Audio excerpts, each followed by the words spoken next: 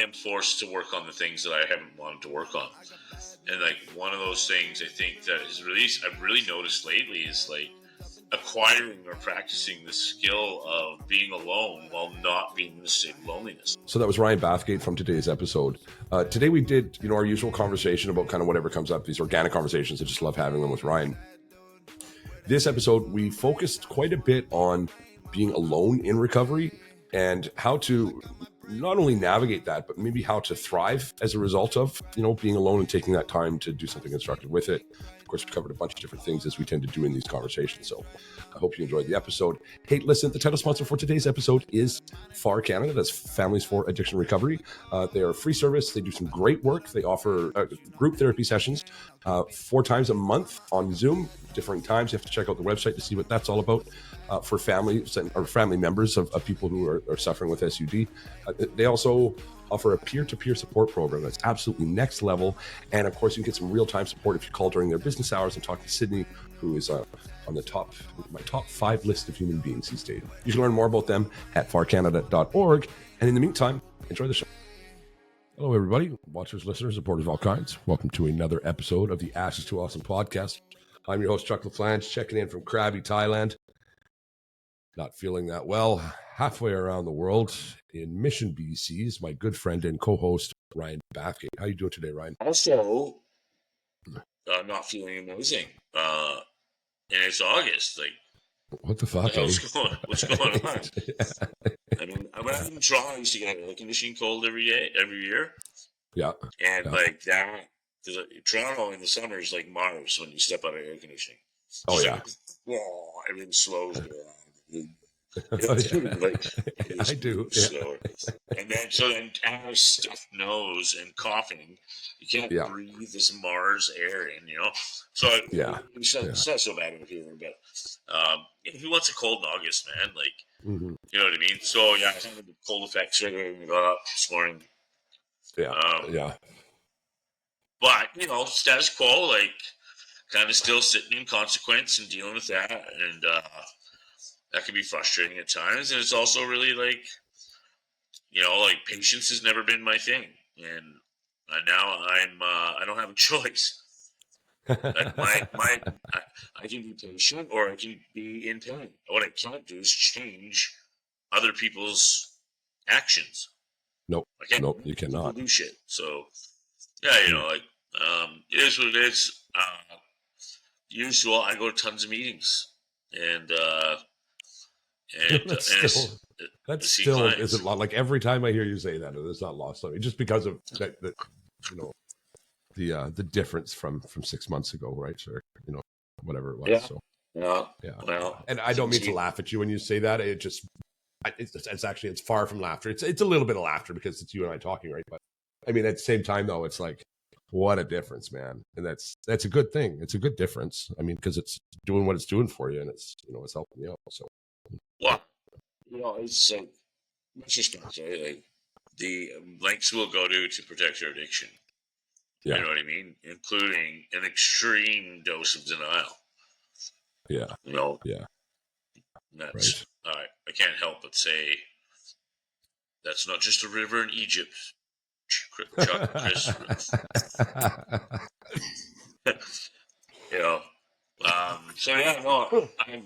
I guess like what like this period of my life has been like almost serendipitous, really, like in that I am forced to work on the things that I haven't wanted to work on. And like one of those things I think that I've really noticed lately is like acquiring or practicing the skill of being alone while not being in a state of loneliness. And so, obviously I sit and think about shit like this. So, and if, so going in that relapse state, one of the first things that happens is loneliness sets in. And so, I don't really enjoy being around a lot of people. So, naturally, the best way to escape that loneliness is the maladaptive coping behaviors, like using substances, whatever that might be. And for myself, that's alcohol and eventually cocaine. And so they say if you spend 5 years running into the woods, it's not going to take one day to run out. You know what I mean? And so, like, I've been put in a place to spend a lot of time by myself, and there's a lot, a lot of things that can happen in between my ears when I have nobody else to interject, or and I sure know how to spiral and rabbit hole and all that. And so I guess, like, what I know, awareness has showed itself on the horizon around the difference between alone and lonely.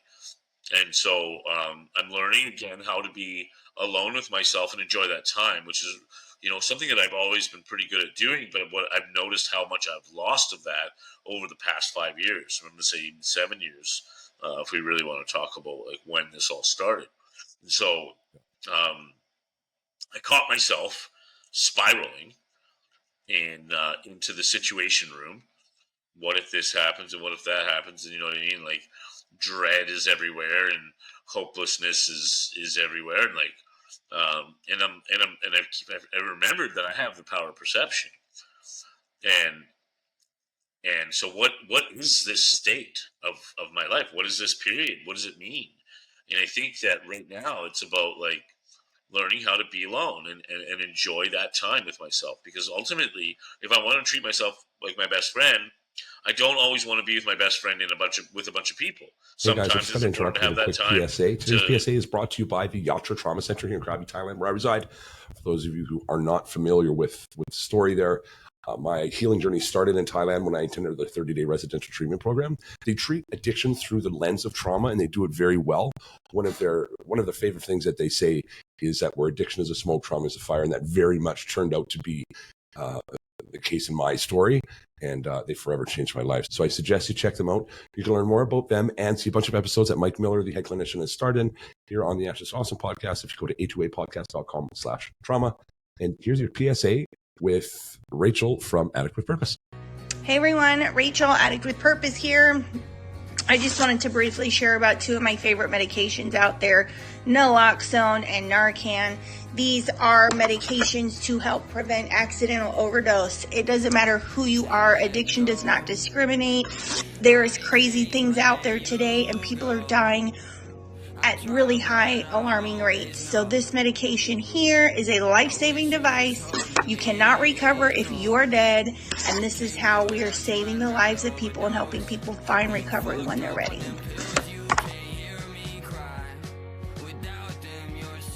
I want to be with my best friend with a bunch of people. Sometimes it's important to have that time to make connection and to strengthen bonds, and so, like, I need to spend time with myself in a way that's proactive and productive, where I can be comfortable in my own skin again. And honestly, like, I get why there's such an emphasis on this spiritual element, because I don't know what's out there, and I never will, and it doesn't matter to me. But I know that if I have a conversation with whatever it is that I understand, but even if it's myself, that I'm externalizing thoughts in my head that can come out sideways or good ideas. But either way, when they're in my head, it's always a good idea. Once I get them out, then it becomes accessible, if you will. So I'm kind of just, like, trying to find peace in places that I've traditionally not been able to find peace. And one of those is sitting alone by myself in my head, staring at the TV and thinking about how shitty my life is. And, like, I don't want to live like that. So what's the other side of that? Like, I can sit and and if it's okay to spend time in the shitty stuff. Like, I believe that, but you have to balance it. It can't all be shitty. And so I'm in a process of training myself to look at the assets and going into gratitude and like, looking at my day and where was I connectable, where was I disconnectable. In other words, where was I spiritual, or was I not spiritual? In other words, where was I in control running the ship, and when was I just letting go of the things I can't control? And the difference is really about how to cultivate and sustain a meaningful sense of peace within my existence. And like, I heard a guy say, I think I said it here, that acceptance is always the answer. And like, and then I thought to myself, the difference is how much pain you want to go through before you get there. And so just kind of trying to accept where I'm at, and it could be much better. but it could also be much worse.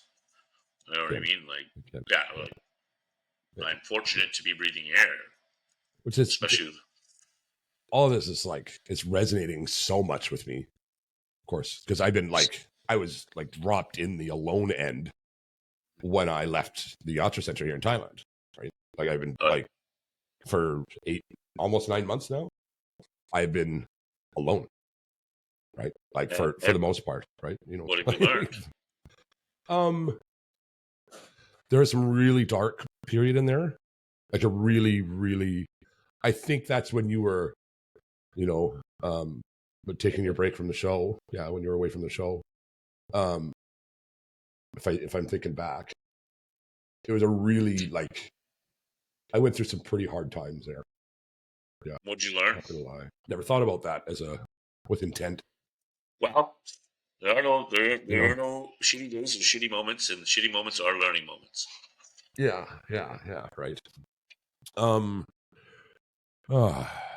Having to focus on the good, right? Which is, it's such a, it's another cliche thing, right? You just gotta focus on the good stuff, and the, like, fuck off, right? You know what I mean? But it's even worse when it's right. Yeah. But you can't argue. It's like, fuck you, man. Yeah, I'm just actually talking to a client, and he's really good kid, but he doesn't like meetings much, and he every time he goes, he hears something, and he hates it. He walks out and goes, fuck this, fuck, man. Like, there's always one guy that hits the fucking chord, you know? Yeah, right. So, but it's true. I mean, if you look at my life, and it comes up now and again when the only time I look at it is when somebody else, I'll say, looks at it, but they're not like actually looking at it. But, if I'm in online comments and somebody says something derogatory about me or whatever, and it's like, dude, like, the slivers? I'm living. Well, no, not even in this case. I know what you're saying though, but no. And somebody will say something that's like, dude, do you even know? Like, I'm out here living my best life. You're doing whatever the fuck is making you miserable enough to say these horrible things about people. And like, I'm about to put my dog in my sidecar and go for a cruise to the ocean, right? Like, but do you think in Thailand, right? You know what I mean? We're not talking about like gas and butter, right? Yeah, I am. And 2 years ago I was homeless. So like, whatever, dude, right? And like, sober. hate all you want, right? And sober and really liking the sober part, right? So, but do you think that shit occurs to me when I'm in it? When I'm having those dark moments, right? Yeah, that's what I mean. We need to develop the skill. We need to have the awareness to understand there's a lesson happening. And if I can be in the experience while I understand a lesson is happening, I'm there. The data's all in front of me. I don't have to like recreate anything. And like, so this is what I'm saying. I'm in the middle of going into a rabbit hole when I realize that I have options. I don't have to go to this place, and the only way to learn that is by being in that place so many fucking times. Yeah. That it's like, I don't want to live my life like this. Like, and whatever that takes. Right. For any individual, and so it is interesting to me that you didn't even think about what you learned from that experience. No, so it's funny. How did you categorize that experience then? Depression came and went, right? Like I didn't really dissect it too much, and that because I was just happy that I wasn't in it anymore.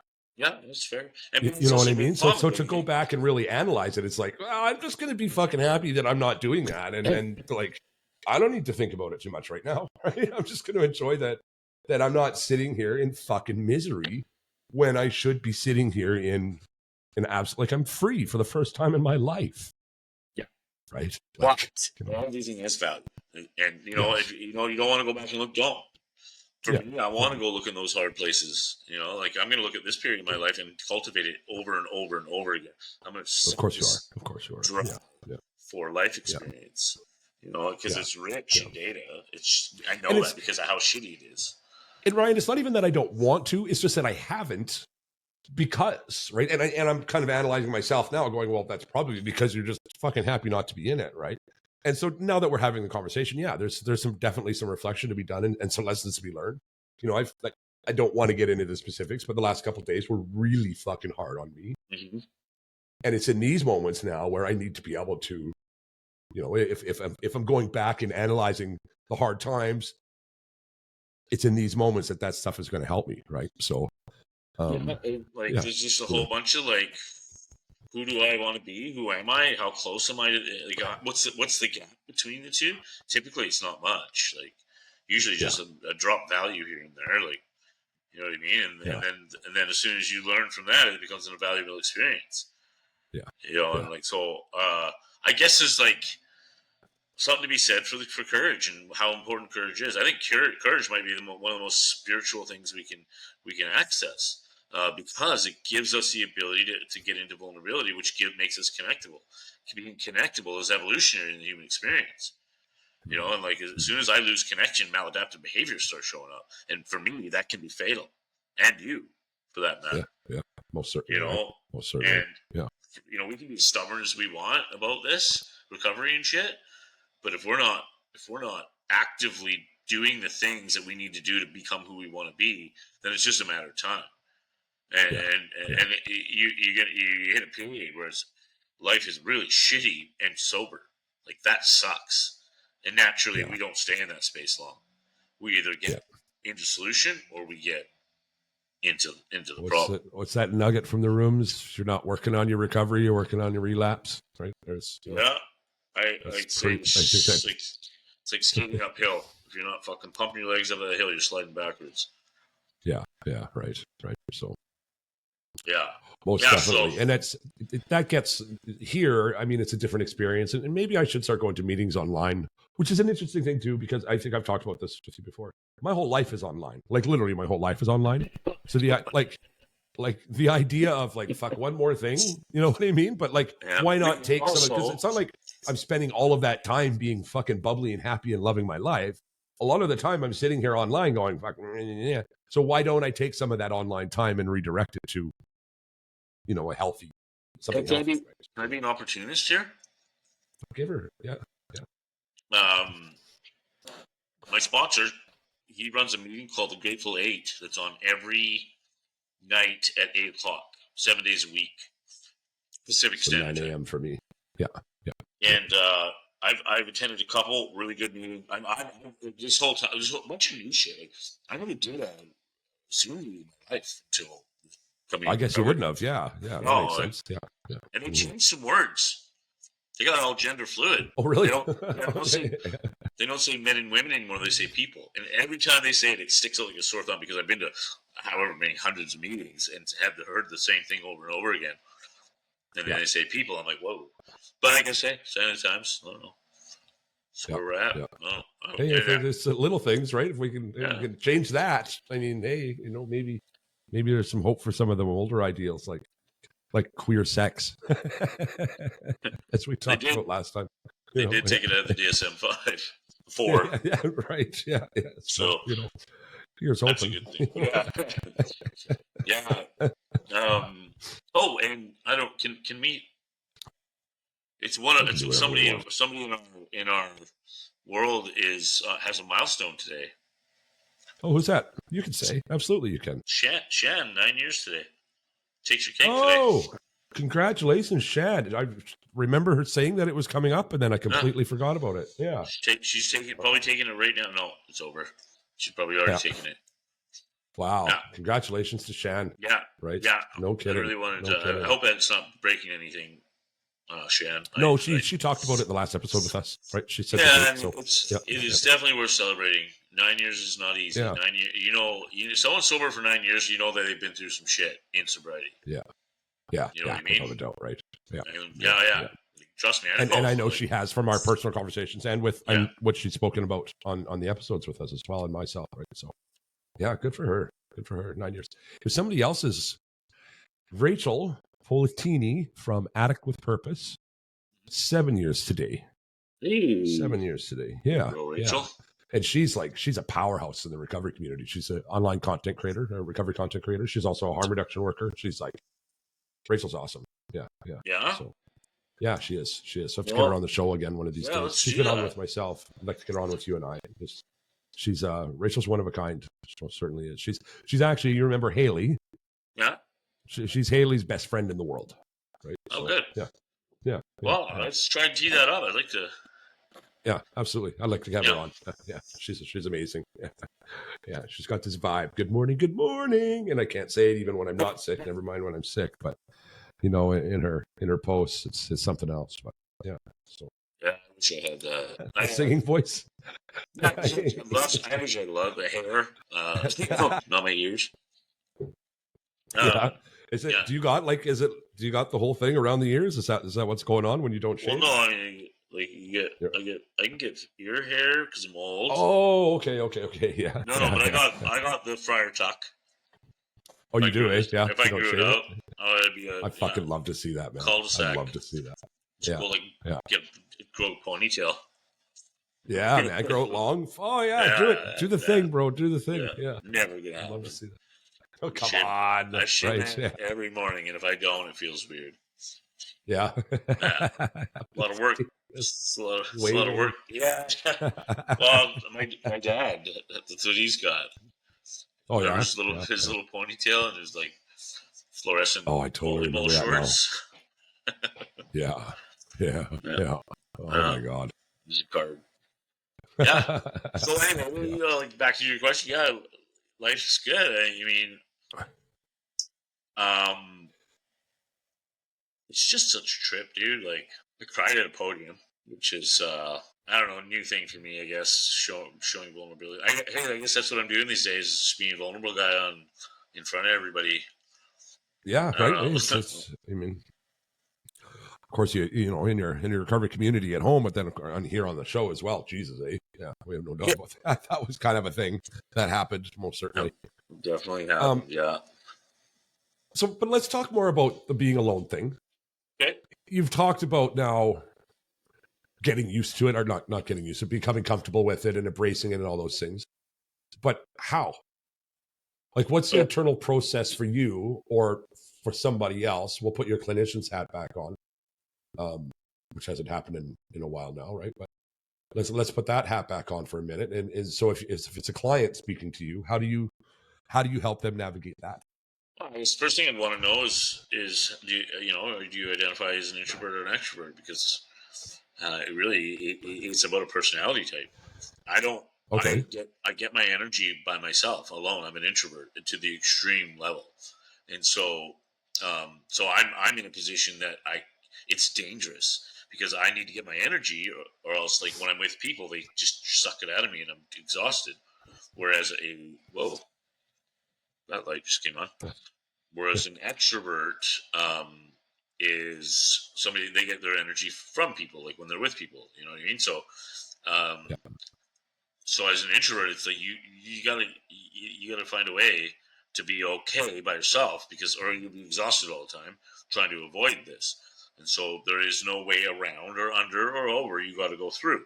And so what I would do if it was with a client, then I would start to like build a toolkit for practicing loneliness or aloneness, not loneliness. I mean, that would be grounding exercises. It would be validating statements. It would be confirmations. It would be,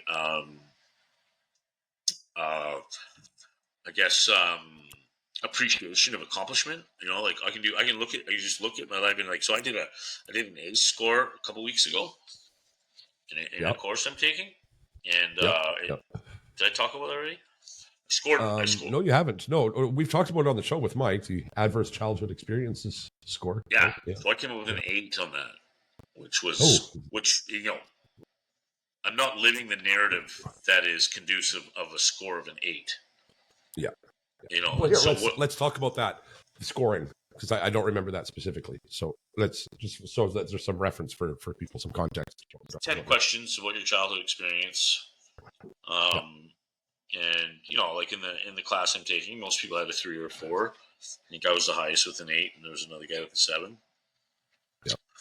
And then questions like, were you ever called names? Were you ever hit by? You know what I mean?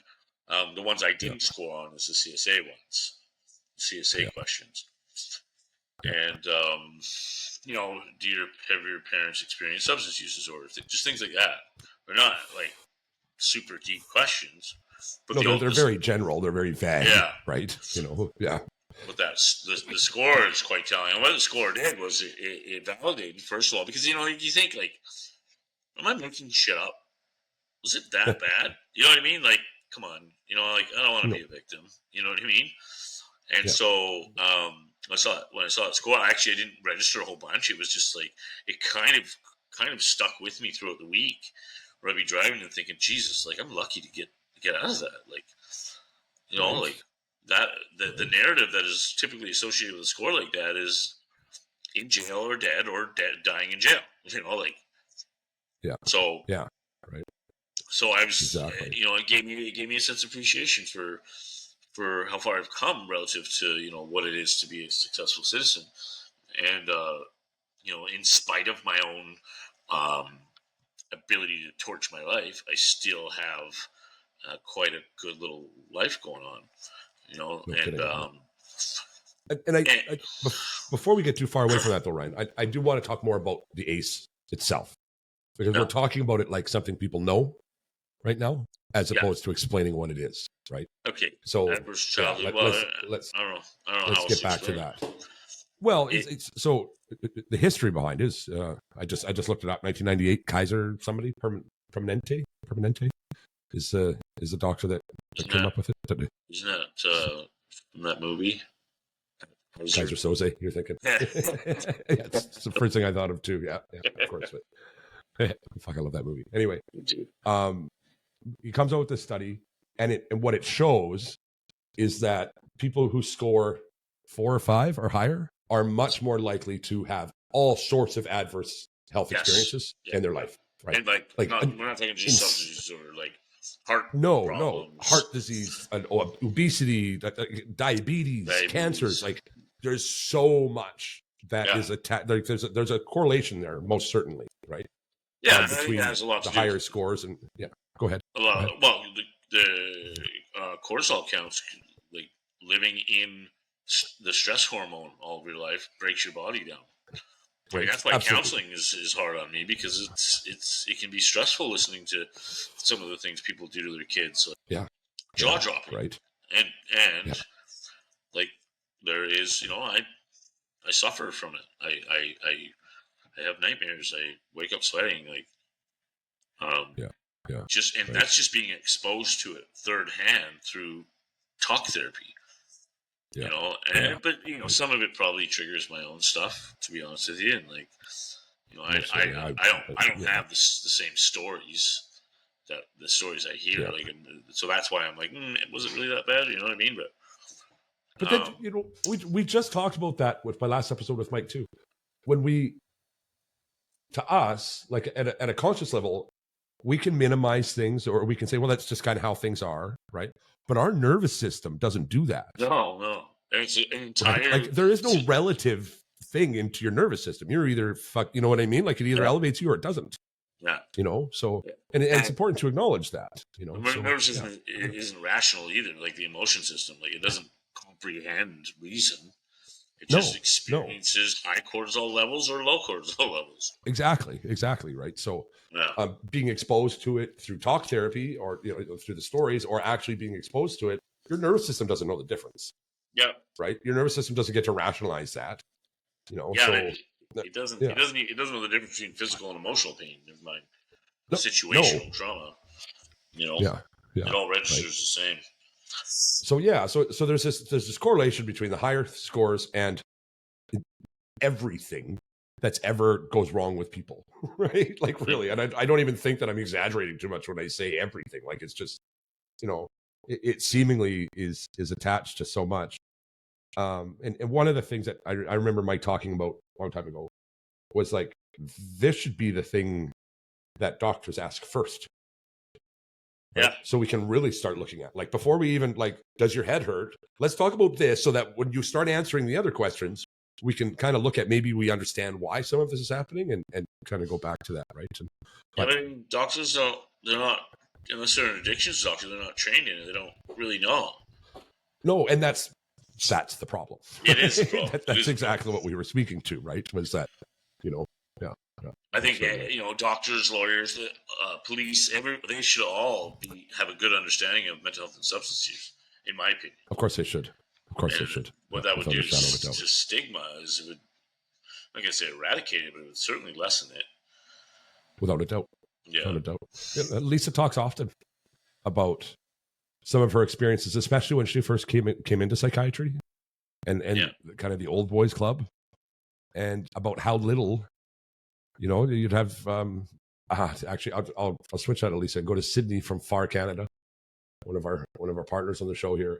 Sydney talks about being at the head of psychiatry at whatever university in Ontario. It might have been University of Toronto. Like, it was one of the big ones. Yeah. The head of psychiatry sitting there and shaming her son, calling him a thug or whatever. It was just something like absolutely like no idea, terrible and stigmatizing and complete lack of awareness about addiction. And it was this horrible story. And whatever his position it was a position where you should fucking know better, right? Yeah. And those stories all over the Western world, right?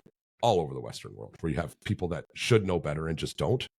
Well, right? And then the word itself is a shame word. Yeah. Which good should. Yeah. Okay. According to who? Yeah. Well, the doctors arguably should. I know it's a tough word not to say. We've done that before, where try not to say it in a day or right in an episode even, and that's fucking tough, right? It is tough. I mean, ideally, I want to change it with like I would like to have. Yeah. Because then it would be better if my choice. Because like when I read here should, my instant thought, like this is over years of training, is according to who? Who's writing this rule that I'm supposed to follow? And do I agree with it? Do I agree with that person? Is there integrity with that person? Does the person exist? The chances are they don't. Yeah. It's like some echoed version of our mothers and fathers, like, and they came up in a shame-based way. Like, like I think it's a carry-on from the agriculture time. Yeah. We've talked about that before, right? Yeah. So the ACE study, so you score high. That's an 8 out of 10. No, it's not an 8 out of 15. That's a fucking 8 out of 10. So, I was thinking about that too the other day. Now, back more personally between you and I, how when we were at your place, we saw the motorhome, the boat, the water skiing. Don't get me wrong. I remember the weekends and I remember some fucked up things going on. Yeah. Right. But we were kids and we didn't know what was normal and what wasn't. Right. Yeah. But what we saw, what I said, I'm not going to speak for my brother. I'll speak for myself. What I saw was, or what I focused on, is probably a better way to say that, was like, holy shit, these guys got like this fucking awesome motorhome and they got this boat and we can go water skiing. And like, this is like, what a life, man. Right. Yep. And then, and it's true. But I remember you talking about with me early on when we first started doing this together, brother, was you seeing this bowl of fruit on our table. No, it wasn't yours. It was Matt, a guy named Matt. Oh, okay. I thought that was at our place. Okay. No. Okay. There's a guy named Matt who lived right by Scott. Okay. Just a couple blocks over. I remember Scotty. Ooh, fuck yeah, and Jeremy lived right beside him, I think. Yeah, I remember Jeremy too. Yeah. The guy that had that muscle car, that Mustang, the yellow Mustang. Yep. Yeah. Yep. But so you saw. I don't know how you saw our life because I just remember that conversation being about us. But I'm sure you saw something very different than we did about what we lived at home, right? I mean, well, yeah, like you like what I saw then and what I saw now is the same thing, but I see it differently. Fair enough. Because when we were kids, it was like, you're not allowed to watch TV. That's bullshit. And, you guys got to go outside and play. Like, fuck you. And now I'm like, hey, that was great. Actually, like, your mom was on it. I remember, like, the remote control, trying to figure out how she knew we touched it by, like, looking to see if there was, like, fingerprints. And like I remember your basement. I remember you guys' room, but we didn't spend a lot of time in the house. We were No, we really always out didn't. Right? throwing Yeah. rocks at each other in the new builds or across. Oh yeah, we were feral, right? Yeah, it was absolutely nuts. Yeah. I can tell you like some disturbing shit that went on in those new builds across the street still to this day, right? I was just like, oh my god, right? Like really? Did we actually do that together out there? Like that's like out of a Stephen King book, the childhood shit there, right? Like that was crazy. Right? So yeah, So was it you who got hit in the face with the rock? could have been We're having rock wars. I got hit by rocks a lot. I think Mike plucked you. Yeah. Yeah. Yeah. So, but yeah, like it wasn't. It wasn't that, and it's ironic that I now have a boat and a trailer, and I'm just coming out of a fucking relapse. Like the apple don't fall too far, does it? I literally just like got my boat wired up yesterday and fixed, ready to go on the water. Oh, good stuff. Good stuff. Yeah. Eh? So, but yeah, no, it was just like a big bag of puff wheat with water, man. That was our diet. Like, yeah, you know what I mean, like. And I remember some messed up things, but as a kid, you don't focus on it, right? You're too busy like focusing on the stuff that you want. Yeah, like boating. You know what I mean, right? Yeah, like boating and all that stuff. To me, that was just amazing life that you lived. Yeah. Right? And it's that episode. We'll go back to Shan again. So Shan and Lisa come on the show together. The first time we did that, we talked about how they both looked at each other and thought the other because they were in school together, right? Yeah. And thought the other person had it going on. Right. And yet they were both facing damn near the same struggle the entire time. We don't know what's going on in somebody else's world. We don't know what somebody else's struggle is, right? You know another thing I remember? We really don't, right? Baking soda for toothpaste. At my place or yours? At camp. Your mom said. At camp. Oh, yeah. I remember thinking that's fucking weird. It works. Not for my mom. Yeah. Not at all. Yeah, and you know what? Like I thought you guys had like. I thought it was a really good family system, and like Jeff would take us camping, and you know what I mean, like sailing out in the boat, getting leashes all over us in the lake. Yeah, like and so I go back now and I recognize that absolutely, I do. Yeah, right. Yeah, like in a way that, So I don't know. It was never strict at me, so I didn't care. Yeah, right. It was strict, but it wasn't anything too ridiculous either, right? It was structure. It wasn't even strict. It was structure. Yeah, but it was fucking strict. Never mind. It was some things were strict. Yeah, pretty strict, right? But not in a bad way, not in a healthy way. Everything. I honestly, outside of a swat on the ass when I lied or stole, outside of that, with a bear or with a belt now and again, but like you had to do some like lying and stealing shit, like some serious stuff. And we're going back to the 80s. This is pretty normal stuff to happen back then. Yeah.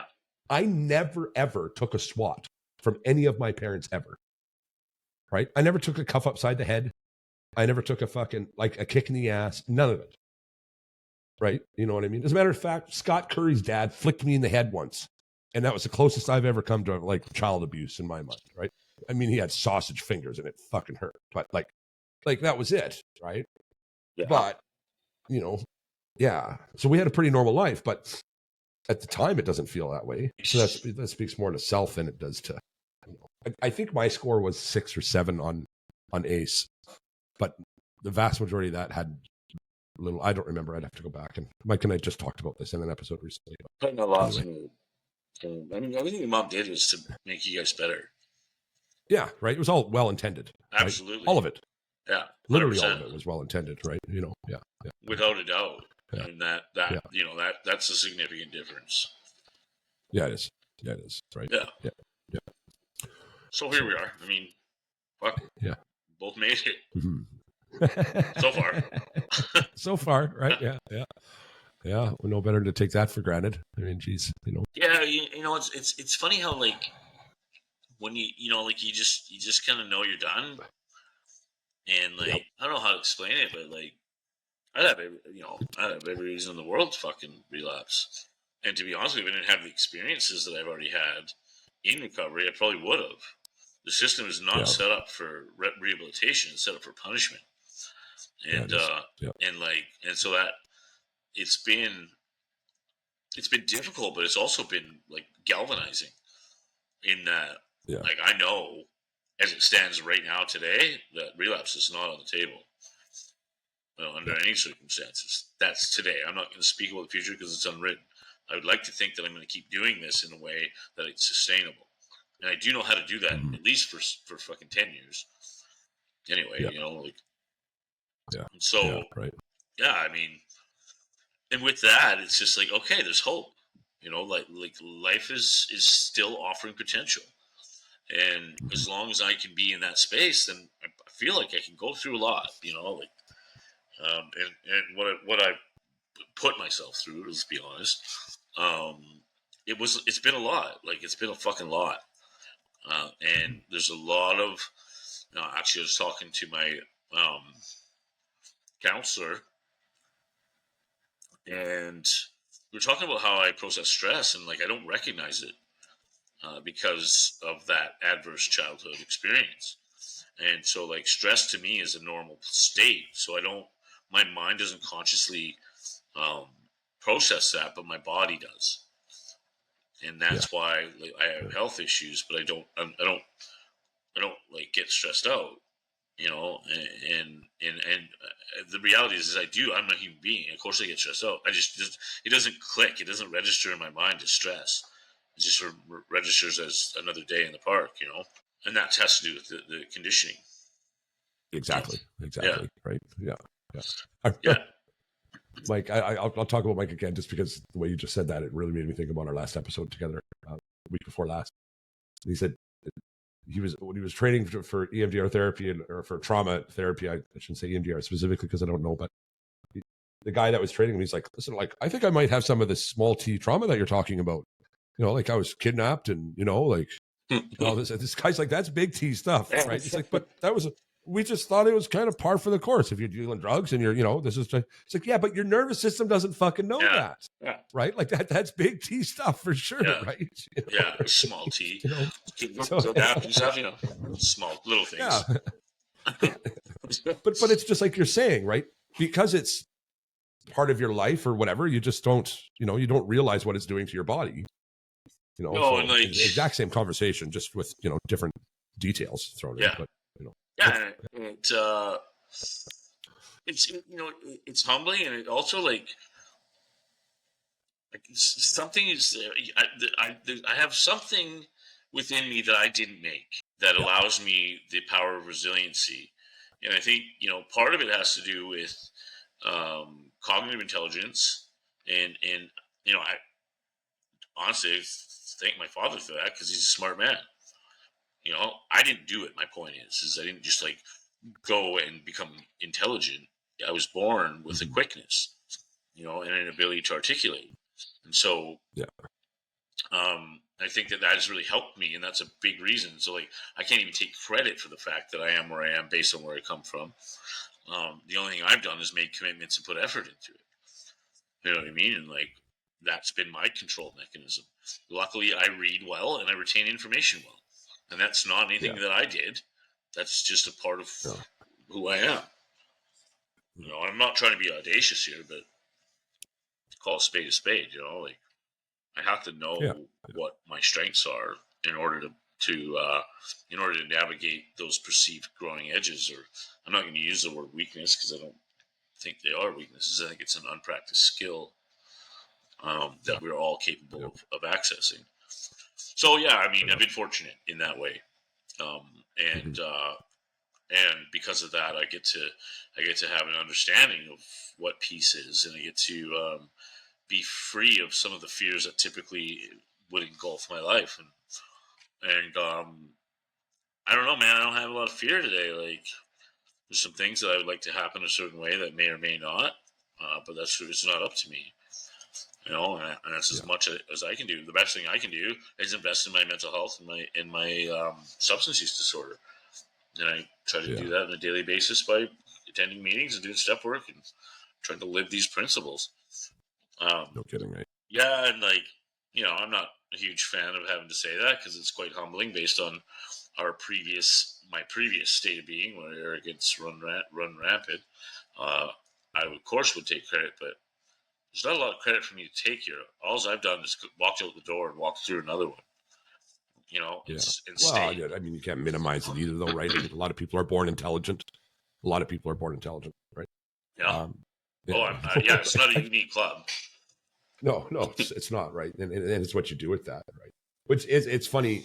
On one of Mom's posts, somebody was attacking her just with ridiculous shit. I don't even want to give it too much room, but this idea that too smart to fall into addiction, or my family's too smart to fall. I think that was the quote. My family's too smart to end up there, or something like that. And it's like the correlation between intelligence and people who suffer an SUD.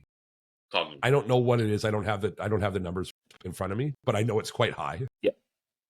Yeah. Right. Like it's quite high. The emotional intelligence is bombed out, so that when you look at it like that, those two work together.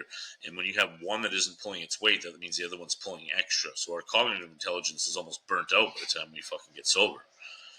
But we all. Yeah. I mean, there's a high propensity for cognitive intelligence, and so that statement itself speaks to both ignorance and asinine bullshit. Yeah, and that was basically my response to it. Was the fact that you think that way says that you have no idea what you're talking about. Yeah, and Mom says never get off your high horse to fight with a pig. So I'm not having this conversation. Right? Like it's just this is done. Right? Well, true story, right? I mean, somebody's going to say something so ridiculous, right? But yeah, it is ridiculous. I think that her last statement was "tase the hobos." I was like, really? Like tase the hobos? Did you just say that? Like, and that was the one that ended with, "I'm not going to get off my horse to fight with a pig," because it's like, now you're just being fucking cruel and mean, and right now, right? I no longer want to understand you. I just want to punch you in the throat now, right? Like so, put it away. Yeah. You can imagine. Yeah, something so blatantly ignorant. Yeah, I mean, anyway, maybe I'll do a plug here. I don't know where we're at with it, but I'd really like to explore all these different perceptions of spirituality, because it's one of the things that keeps people from going into the rooms. This talk of God, and I think that it scares a lot of people away. And I wonder if we could explore different meanings and perceptions of what that is to other people, and kind of showcase a myriad of uniqueness to that self-attached journey. You know what I mean? I don't know your thoughts. You know what? Absolutely, we can. I really want to do that, Ryan. And I know we've talked about it once before. I've just got to make that happen. Mike could be a great person because Mike is a 12-stepper. Yeah. And like a lifelong. He's 20 years. On June 5th, right? He's been a 12-stepper, or 21 years on June 5th. He was, and he does not believe in God in any way, shape, or form. So he'd be a perfect kind of example of that. As well, we have some amazing people who are very faith-based in their recovery. Yeah, I would love to use that. I call allies as well, right? And just get a myriad, like you said, a myriad. It's a perfect word for that. I'd like to hear from the JC crew and. The JC crew. And get Haley back on here too, because she's got her own God not church kind of outlook on things as well. And I was talking about my friend Sherry. I'd like to get on. She's got an interesting perception and story, and like mine is probably quite unique, and I don't really know what it is. And like that's another one to explore. Like, can we be okay with that? Like, I struggled with it for years because of my need to figure shit out. And I think yours is. Here's what I think, just the surface level. I think your ability to label yours the way that you do is quite unique. But I think the way you think about it is probably much more common than you would think. Well, I don't know, right? Yeah. And that's okay. You know what I mean? Like this, because when somebody says I'm spiritual, I'm not religious, I'm spiritual. It's essentially what they're saying. Yeah. Right. Like, Yeah. There's a big component to it that, like, how do I explain this? I had to get over the fear of not knowing what I'm doing, or not being seen like I know what I'm doing. You know what I mean? Oh, that's probably more accurate right there, right? Because I need to have the answer. You know what I mean? And like, and so I had to. It's a process of humility, really. Like, I don't fucking know, and all I know is that I do these things, my life gets better. That's the data. Yeah. See, and that's where I mean, there's where that unique that Ryanism comes into it. Just the way that you just said it right there. I don't know, but I know if I do my shit, it gets better, and one of the most Ryan things I've ever heard you say.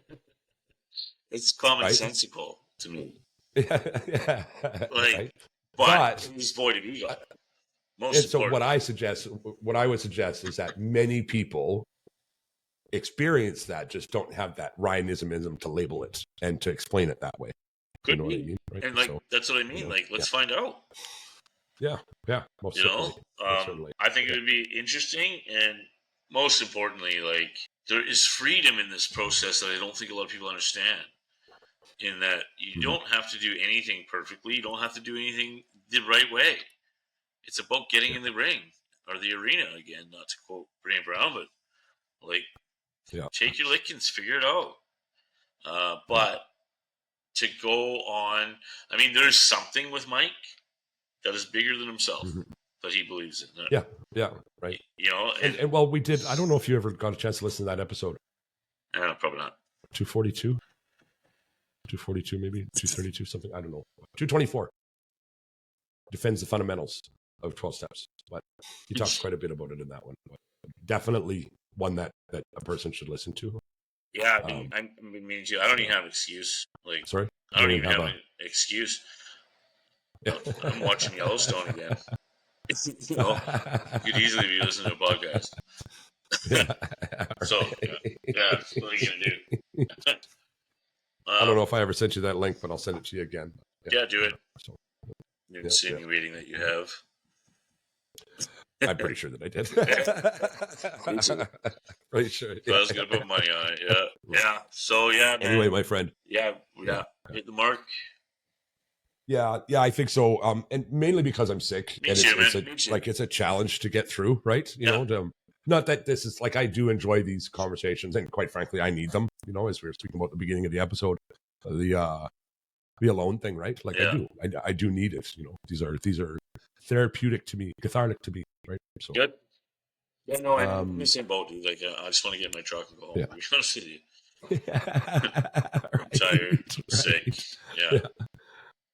So it wasn't super high energy, but you know, there's some good stuff in there today. I think so too. Yeah. That brings us to my favorite part of the show. That's the daily gratitudes. That's what you're grateful for today, Ryan.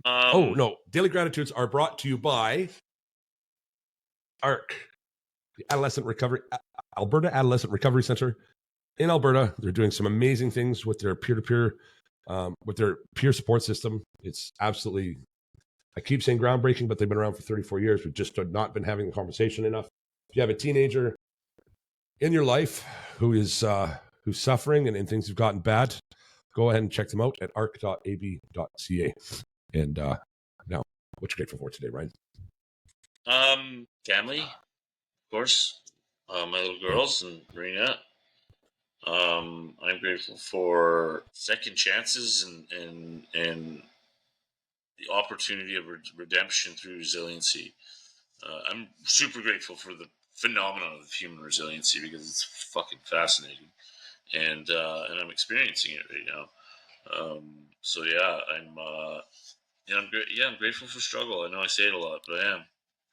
I think it is one of my greatest teachers, and as you might tell, I've learned a lot. So there's been a lot of shit to go through. Yeah. So yeah, no. That's all I got. Perfect. Myself, I think today I'm going to stick to my online recovery community, my online relationships, yourself included. All the difference in the world for me. All the difference in the world. I do. Yeah, it means a lot to me. As does every single person who continues to support our platform. You guys, we are growing freakishly fast again right now. It's another one of those spurts, and I do appreciate every single time you like, comment, share, subscribe, do all the things down at the bottom. So every time you do those things, you're getting me a little bit closer to living my best life. My best life is to make a humble living, spreading the message, and the message is this. If you're in active addiction right now, today could be the day. Today could be the day that you start a lifelong journey. Reach out to a friend, reach out to a family member, call in a detox, go to a meeting, pray, go to church. I don't care. Do what you got to do to get that journey started, because it is so much better than the alternative. If you have a loved one who's suffering an addiction right now, you just take the time to listen to our conversation. If you just take 1 more minute out of your day and text that person, let them know they are loved. Use the words. You are loved. That little glimmer of hope just might be the thing that brings them back.